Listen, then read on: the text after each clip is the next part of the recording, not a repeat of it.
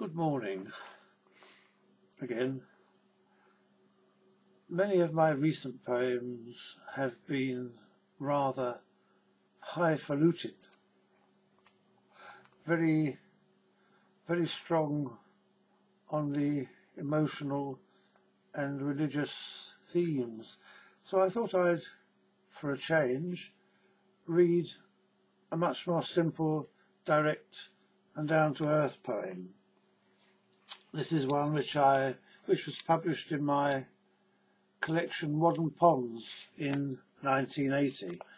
I've read a few other poems from that collection earlier on. This one's called The Owl. I suppose you could almost call it a nature poem, except that at the time we weren't living in nature. We were living in a block of flats on the 6th floor of a high-rise block of flats in Croydon in Surrey. At that time, much of the old Croydon was being pulled down. The whole place was more or less, lots of it was flattened to build more flats, more banks, more building societies. They won't be doing so much of that these days due to the credit crunch, but in those days it was all going full swing. So there we were in this fairly what we thought of as futuristic block of flats. It was called that was the office where I worked. The office where I worked was nearby, was called Lunar House, but our block of flats was called Zodiac Court, which gives you an idea of the astronomical themes of those days. Anyway, some of the windows of our flat looked out upon this old church, which wasn't used anymore and was boarded up and completely derelict.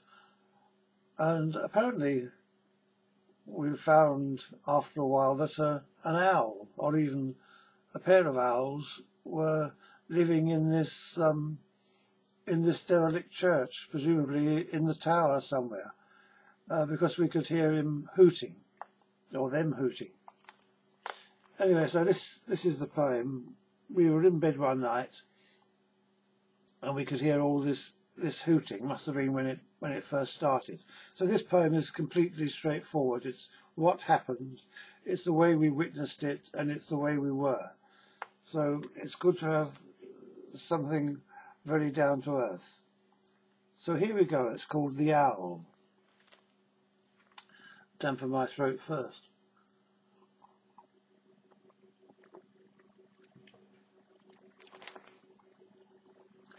The night the lone owl hooted, we were hid snugly beneath the covers of the bed. "Did you hear the owl?" I said. You grunted and turned over. White moonlight shone upon the bedroom wall. We lay still and listened, and before long the eerie and yet comforting call lingered across the landscape and passed on beyond us.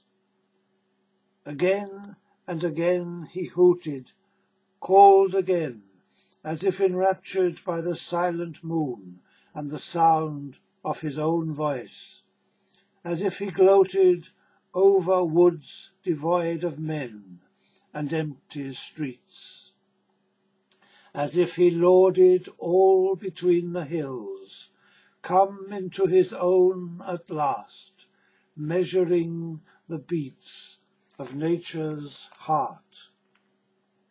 And we, oh, as he fills the air and broods across his kingdom, we, up to now a casual affair, commit ourselves to wordless vows, turn to one another, smile in the moonlight, fall finally asleep. And now the daylight birds, how cheap, they're cheap, cheap, cheap, do nothing but distract us, and we long to hear the melancholy hooting of the owl.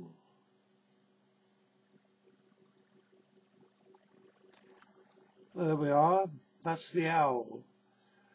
You'll notice the first line contains the ungrammatical structure, we were hid instead of hidden. But who cares? We make up the language as we go along. Good morning.